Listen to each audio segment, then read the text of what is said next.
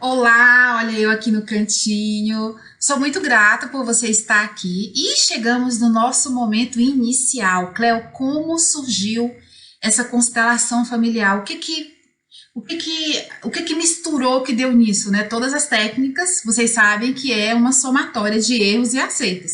Vamos aprender como é que surgiu?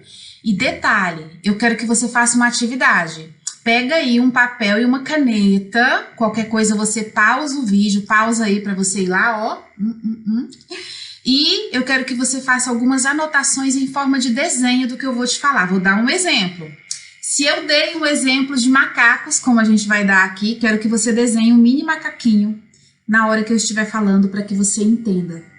Lembre que a nossa atual época, essa época global de tecnologia, é a época em que as pessoas mais terão esquecimentos, ou seja, memória curta, por causa dos vídeos que já vem tudo pronto. Então, só escrevendo à mão, só olhando, marcando, é que a gente consegue perpetuar nossa memória naquilo que a gente está aprendendo, tá bom? Vamos lá?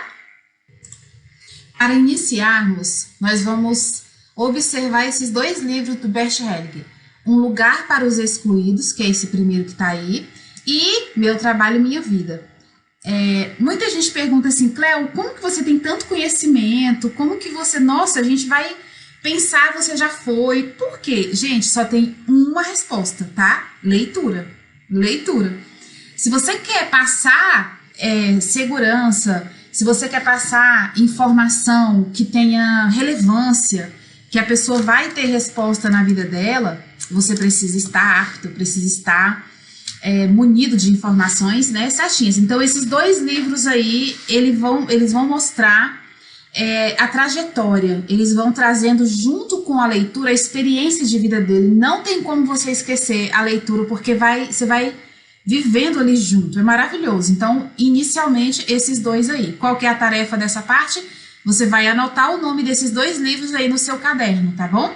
Por que eu pedi para você anotar? Para que você esteja no momento presente aqui comigo na aula. Um Lugar para os Excluídos e Meu Trabalho, Minha Vida. E depois a gente tem aqui a Virginia Satir. Aqui, ó. Ela fazia terapia familiar com todos os membros da família. O que que isso significa? A pessoa chegava até ela e falava assim, olha, eu tô com um problema financeiro, emocional, no casamento, no trabalho, seja no que fosse. Ela falava assim, vamos lá, vamos fazer a sua árvore genealógica, psicogenealogia. Então a pessoa escrevia todas as pessoas e ela perguntava seu pai, sua mãe, tios, avós, como é que estão, quem tá vivo, quem não tá, e a pessoa fazia todo aquele mapeamento ali. E na sessão ali, onde ela ia fazer como se fosse tipo um teatro, né, ali juntava, ela exigia que tivesse os familiares, ou seja, os originais, não era representante. Então tinha que ir sua mãe, seu pai, seu tio. Gente, vocês não têm noção, era desse jeito. Ia exatamente as pessoas que faziam parte do seu sistema, quem estava vivo, né? E é claro que isso limitava muito, porque muita gente não estava mais ali, viajou, né, tá em outro lugar. Então ela reunia as pessoas que eles conseguiam trazer. E um belo dia ela tinha organizado todas as cadeiras, né, ali no círculo para os familiares sentarem, e faltou uma pessoa, faltou um familiar da pessoa que ia constelar. O que que ela fez? Ela falou assim, faz de conta que essa cadeira é essa pessoa. E aí os outros integrantes olhavam para a cadeira e sentiam as sensações, como se aquele familiar estivesse ali. Então aquela cadeira foi a primeira representação assim né, ela trabalhava com essa terapia de cadeiras, foi a primeira representação, né, quem iniciou todo esse movimento de usar as cadeiras foi ela, na terapia familiar. Então faltou alguém e ela usou uma cadeira, e daí para frente ela começou a experimentar cada vez mais, tira duas, tira três, até que ela fez vários tempos assim de terapias inteiras só com as cadeiras e o representante da pessoa, ou seja, você chega lá e quer constelar, você fica e as cadeiras ficam vazias, inclusive se usa muito hoje, né? Isso foi vindo daí. O que você vai desenhar agora? Você vai desenhar umas cadeiras aí, bem simplesinhas, só para você lembrar desse assunto e não esquecer. E depois disso a gente tem Murray Bowen. O que ele fez? Psiquiatra, ele observando a Virginia Satir, lembra que é um subindo no degrauzinho do outro? Eu subo no ombro de alguém e vejo mais além? Ele observando a forma dela trabalhar, o que ele fez? Ele levou para o consultório dele, sendo psiquiatra, atendia só ele e o cliente ali, ó. E aí ele trouxe essa terapia da cadeira para o consultório dele. E aí ele colocava uma cadeira vazia na frente do cliente e fazia o cliente falar, se expressar, como se a pessoa estivesse ali. A pessoa chorava bastante, a pessoa se emocionava, liberava mágoas, se limpava exatamente como se a pessoa estivesse ali. Daí começa, aí ele vai, todos eles faziam vários escritos, né, catalogavam, então um ia estudando do outro. Então essa foi a contribuição dele para o que temos hoje da constelação familiar. O que você vai escrever para você não esquecer? O nome dele, apesar que não é importante, mas é para o seu estudo aqui, mas é só para você ancorar e você vai escrever uma cadeira vazia. Vamos para o próximo aqui. Aqui eu quero que você preste muito atenção, abre o olho, abre a boca para você acordar. Temos agora o Ivan Bozormeni Nagy. O que aconteceu com ele, gente? Para mim, essa é a parte mais importante do curso. Por quê? Ai, meu Deus do céu, é maravilhoso quando alguém fala assim, gente, Cleo, como é que você sabe que na família dessa pessoa tem outra situação assim? Os alunos perguntam, Cleo, como é que você sabe disso? Nossa, a Cleo adivinhou, olha, a Cleo adivinhou, né? Gente, ai meu Deus, essa parte é maravilhosa. Olha só, esse cara aqui, e lembrando que todos são pesquisadores, ou seja, eles leem, buscam, né, informações ali de todo mundo. Ele descobriu nos atendimentos dele um padrão de repetição familiar. Por exemplo, chegava lá uma pessoa e dizia assim, eu tô com muito problema financeiro, eu tive um prejuízo, eu quebrei a minha empresa. Ok, o que ele fazia? Ele estudava, ele perguntava, pesquisava as pessoas da família, a pessoa tinha que voltar para dizer depois o que aconteceu e ela pesquisava isso. E descobria-se que as pessoas da família tinha lá avô, tio, que também tinham tido aquele mesmo tipo de prejuízo ou parecido, ou tinha dado prejuízo para alguém. Então ele foi percebendo isso em relação amorosa. Um se divorciou, tem mais divórcios. Um cometeu suicídio, tem mais suicídios. Cometeu assassinato, tem mais assassinatos. Gente, ele conseguiu descobrir o que a gente tem hoje chamado lealdade familiar. Ele viu esse padrão, né? Inclusive Bert Helling usou depois, ele usa hoje Bert Helling em seus livros, né? Quando ele estava vivo, ele escrevia isso e continua nos seus livros, lealdade familiar. A lealdade familiar é como se fosse um planeta bem redondo, assim, que tivesse como se fosse um tribunal de justiça. Que esse tribunal de justiça invisível, ele precisa ser equilibrado. Deixa eu dar um exemplo para você. Vamos pensar no nível celular do nosso corpo. Aqui nós temos alguns órgãos e tem ali uma espécie de balança. Então vamos lá, a glicose está baixa no sangue, ele diminui a glicose do sangue, ele vai fazendo um equilíbrio. Então se uma célula ela tem muito líquido, e aqui eu não vou entrar no mérito do líquido, se é plaqueta, se é sangue, se é glicose, não importa. Ele tem muito líquido, ele está cheio, e aí o próprio corpo vai fazer um mecanismo daquele líquido que está ali, daquela sobrecarga aí para outros órgãos. Então, às vezes, aquele órgão que nem era da conta dele, ele está tendo que dar conta de coisa que ele não foi criado para fazer, porque ele está compensando o sistema corporal para que o sistema corporal avance, para que a vida continue e perpetue. Olha só a diferença aqui. Então, por exemplo, a glicose está cheia, né? Aí o fígado faz o quê? Meu Deus, eu tenho que pegar essa glicose, porque senão, como é que vai ficar o pâncreas? Vai lascar todo mundo. Deixa eu falar o seguinte, manda pra cá, que eu dou conta de transformar em glicogênio. Pode trazer pra cá. Aí ele vai e manda. Ou seja, uns ficam pegando sobrecarga de outros por causa que a gente vai desequilibrando, não é? Saindo do nosso lugar. E, gente, é tanta coisa. Então foi muito interessante Queria que você, não tem como eu passar para você aqui tudo que esse homem fez, por isso que existem os livros deles, e eu aconselho você fazer essa leitura do livro dele. Gente, esse livro é maravilhoso. Olha aqui, ó, vou colocar ele aqui para vocês. Lealdades Invisíveis. Uau! Gente, você tem que ter esse livro, viu? Na Amazon eu acho que vende ele. Vários lugares vende, tá? Olha, esse livro ele mostra ali como é que... Tudo bem que ele é bem técnico, tem muita coisa, mas você vai compreender ali na íntegra como que funciona as lealdades invisíveis. Então, até aqui, você conseguiu compreender a linha do tempo de construção do modelo de constelação que a gente tem hoje? Então, a gente teve ali, inicialmente... Temos o início ali com Virginia Satir fazendo a terapia familiar. E é claro que por trás dela tem outros profissionais também que são mencionados em livros, tá? Aqui eu quero trazer um resumo das pessoas que de fato fizeram um marco para a gente chegar nesse formato. Então, depois da Virginia Satir, o que aconteceu?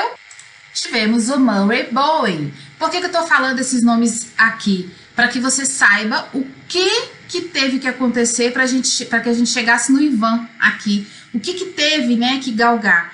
Então, muita gente quer resultados rápidos, a pessoa quer naquele desespero logo. Gente, não funciona assim, tudo tem um processo, tudo tem uma maturação, tudo tem um aprendizado. Se você tem filho, por exemplo, de repente, o trabalho que você está fazendo hoje são seus filhos quem vão colher, né, na sua totalidade maior. E a ansiedade, o desespero, ele atrapalha a gente de ver as coisas. Então, a gente vem toda uma linha do tempo até chegar aqui. A partir daqui, você vai perceber como o trabalho do Bert Helling ficou mais substancial, mais coeso. Então, existe todo um trabalho antes de chegar nos próprios, nos métodos do próprio Bert. E aqui a gente tem uma pessoa muito importante, que é o Jacob Schneider. Ele ficou 1 ano esperando para poder ter uma vaga no curso do Bert presencial. Primeiro a esposa dele foi e ela ficava falando, olha, é maravilhoso, é incrível. E ele é muito cético, né? Ele era teólogo, filósofo, pedagogo, educador físico. Então, assim, ele tinha outras formações. E ele falou, tá bom, tá bom. Depois ele foi se convencendo e ele ficou na fila de espera por 1 ano para poder fazer o curso do Bert. E ele fez esse curso. E aí ele conheceu as constelações familiares ali, já nesse formato do Bert, que já tinha toda essa trajetória que você viu até aqui, tá? Então a gente já tinha as terapias familiares, as práticas da cadeira, a gente já tinha tudo. E aí veio o Schneider para perto do Bert, e aí ele não saiu mais. Ele se formou com vários cursos do próprio Bert presencial. E o que aconteceu? Ele fez uma grande descoberta, que é o que a gente tem hoje. Ele foi o responsável por a gente usar bonequinhos hoje na constelação familiar. E tem 2 situações que eles contam as histórias na biografia dele. Tem a situação que ele estava na rua com um amigo e tem a situação que ele estava em casa. Eu vou contar de casa porque eu acho mais interessante. Olha só o que aconteceu. Lembrando que até aqui as constelações poderia ser com representantes, não precisava mais ser com a família, e também esse representante poderia ser substituído por algum objeto, uma cadeira, não é? Já evoluímos. A partir daqui, o Schneider chegou em casa tarde da noite e uma pessoa estava muito aflita para falar com ele. Você vai perceber que quando a gente é terapeuta, as pessoas elas vão na nossa casa tarde, né? Apesar que agora não é mais assim, é pelo WhatsApp e tudo, mas naquela época era bem difícil. Então, quando a gente se posiciona, né? A nossa frequência ela vai alcançando pessoas que estão, é como se fosse um receptor e um emissor, uma porca e um parafuso. Aí essa pessoa chegou e ele falou assim, essa pessoa falou, eu tô muito chateada, aconteceu isso, aconteceu aquilo. Ele falou, não, entre, vamos conversar. Não tem como eu te ajudar hoje porque eu tô sozinha, não tem pessoas aqui pra gente constelar, mas a gente pode conversar, tá bom. E ele pediu para as crianças, eu acho que eram 2 filhos, saírem da sala para ele ficar conversando. E as crianças deixaram os bonequinhos delas de Playmobil na mesa. E ele pegou e falou assim, vamos sentar aqui. O que está acontecendo? A pessoa começou a falar o que estava acontecendo. E ele falou, vamos clarear. Deixa eu pegar só esses bonequinhos aqui para a gente colocar, aí separou ali os brinquedinhos e pegou só os bonecos mesmo e falou assim: faz de conta que esse aqui é sua mãe, faz de conta que esse aqui é seu pai, me explica como é que aconteceu, quem veio primeiro, esse daqui ou esse? Aí a pessoa foi colocando. Quando ele ia colocando, ele falou: olha, agora esse aqui é sua mãe, agora esse aqui é seu pai. A pessoa começou a chorar, a pessoa começou a se emocionar muito, respiração ofegante, e ele olhou aquilo e ele ficou observando: como assim? A pessoa está vendo um boneco e ela está se emocionando como se estivesse vendo a pessoa. E aí a pessoa começou a falar palavras, né? Mãe, eu te vejo, mãe, não sei o que e tal. E ele falou: uau! A partir dali, eles começaram a introduzir os bonecos para fazer constelação, sem precisar de pessoas. Você consegue perceber a evolução? E aí, claro, mais tarde, futuramente, foi desenvolvido os bonequinhos Playmobil adaptados para constelação. Não são os de brinquedo. Os de brinquedo, eles são totalmente diferentes dos bonequinhos da constelação. Eles têm esse formato que você está vendo aí. Eles são desenvolvidos para a constelação, tanto no tamanho como a articulação deles. Então, é muito legal. Entenda que até aqui você conseguiu perceber uma linha do tempo. Você viu alguém aí nessa imagem bem novinho, já bombando? Gente, as pessoas novinhas que bombam e estouram, espera daqui a uns anos para você ver como é que essas pessoas estarão. O nosso sucesso, a nossa trajetória, a nossa caminhada, ela precisa vir com um amadurecimento emocional de espaço-tempo. Tem que passar tempo de calendário, tá bom? É maravilhoso descobrir isso, é libertador saber que você não tem que correr para nada, que as coisas vão chegando naturalmente à medida em que você se dá para elas, não é? Agora eu tenho uma coisa para te contar para a gente fechar isso aqui. Você já ouviu falar daquela situação da frigideira e o peixe, e você vai se identificar agora na sua vida. Antes de tudo, desenhe 2 bonequinhos. Coloque o nome lá assim, ó, Jacob Schneider. O nome tá aí, como você viu, e está aqui embaixo também nas anotações. E aí você vai colocar 2 bonequinhos. Para quê? Para você ancorar esse conhecimento. E agora a gente vai falar sobre uma questão que você está vivendo. Uma moça se casou e ela foi fazer a primeira noite de jantar para o seu marido. E ele ama peixe. Ela fez peixe com batatas. Quando ela serviu para ele, ele percebeu que o peixe estava sem a cabeça e sem o rabo. E aí, quando ele foi comer, ele gostava muito de cabeça, porque a família dele amava cabeça de peixe, então sempre tinha cabeça de peixe, né? E aí ele falou assim: amor, por que você não botou a cabeça? Ela falou assim: porque eu cortei. E ele falou: mas por que você cortou? E ela falou assim: porque a minha mãe sempre fez assim, eu aprendi assim. Ok, comeram, passou o tempo, um fim de semana eles foram para casa da mãe dela. Chegou lá e ele disse assim: por que a senhora corta a cabeça do peixe quando a senhora vai fazer? Aí ela falou assim: eu aprendi com a minha mãe. Então aqui em casa a gente não come cabeça de peixe e não comemos rabo. Aí ele: eu gosto tanto da cabeça. Ela: não é bom comer a cabeça. Ok. Ele falou: mas por que ela fazia isso? E a mãe dela morava no quintal. E ela falou: vou perguntar. Mãe, que era a avó da esposa dele, por que a senhora fazia peixe assim? Ela falou: fazia não, ainda faço assim, eu corto a cabeça. Aí ela falou assim: por que, mãe, que é assim? A mãe dela respondeu assim: querida, porque a minha frigideira era pequena demais para fazer o peixe, então eu cortava. Nesse momento, ela falou assim: eu cortava a cabeça e o rabo porque eu fazia frito, e aí ele não espirrava. Então, eu acostumei dessa maneira. Agora entenda, olha quantas gerações para frente estavam fazendo assim, achando que era o certo. Não importa se comer cabeça de peixe seria bom ou ruim. Se ela comesse, ela ia passar mal, porque dentro dela existia uma crença de repetição, uma crença aprendida. Então eu queria que você entendesse que os estudos que a gente vai fazer aqui, ele vai colocar em xeque muitas coisas que você tem certeza que é verdade na sua vida. Tem certeza se você escolheu sua profissão? Tem certeza que você trabalha do jeito que trabalha porque você quer? Tem certeza que você vive os aspectos da sua vida porque você escolheu ou porque você simplesmente acha que não tem outra forma de fazer? Te deixo com essa reflexão. Gratidão por participar da aula até aqui e a gente se encontra no próximo vídeo. Não saia daqui sem deixar nos comentários aqui, ó, tudo que você conseguiu entender hoje, alguma coisa, deixe seu rastro por aqui. A gente se vê na próxima aula. Gratidão.